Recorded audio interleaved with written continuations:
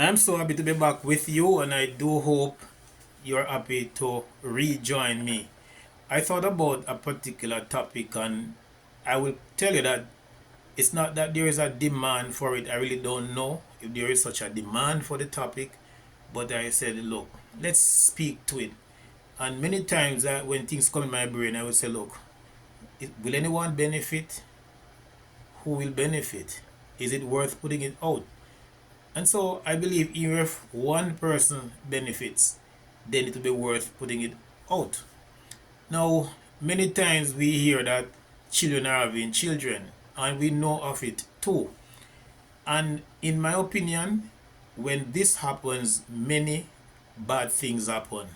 The lack of knowledge, in terms of how to be a mother when you're a child who became a mother, and all of that. Now, because of that lack of knowledge, people will perish. And it's not just you, the young mother, that will perish, but the little ones that you have. So, there is a thing called anal retentive or anal retention. And from what I know, that can happen at any age. We tend to call it constipation more among adults.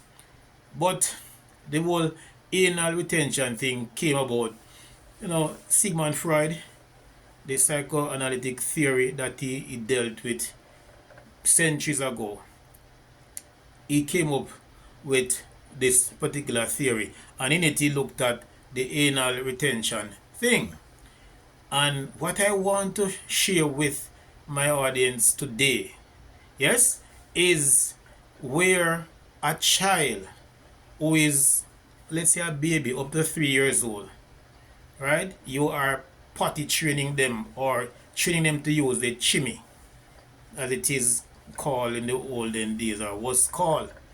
And so when they use that chimney, that potty, they sometimes, very often, I must say, become excited. It's a sense of achievement for them.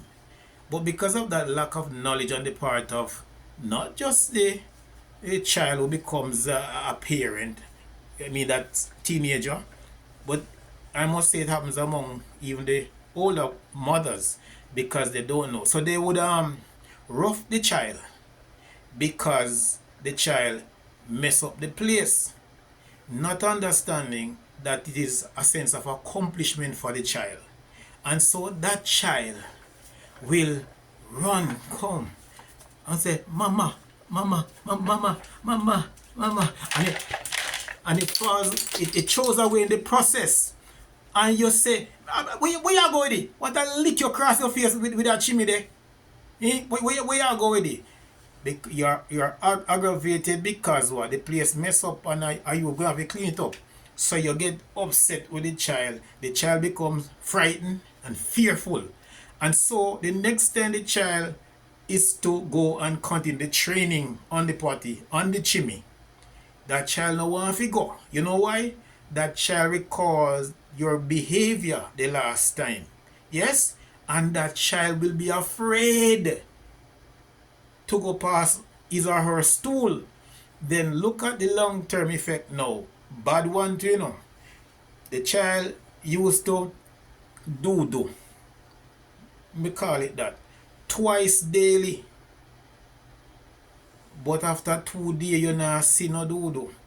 You then have to go to your doctor because you forget what you're doing or you forget, you know say that the impact it has had on the child, on the baby. So you're going to the doctor and say, doctor, something wrong because my baby used to do 2 times a day.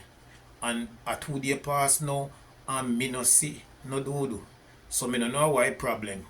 I'm only saying check these things, and if the thing I joke me I make, go read up on it. You can't buff them at that age.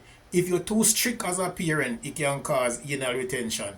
So you have to be very careful, very nice, and just commend them, no man. If you want them to succeed at potty training, no rough them, nurture them, man. How me sound? Yeah.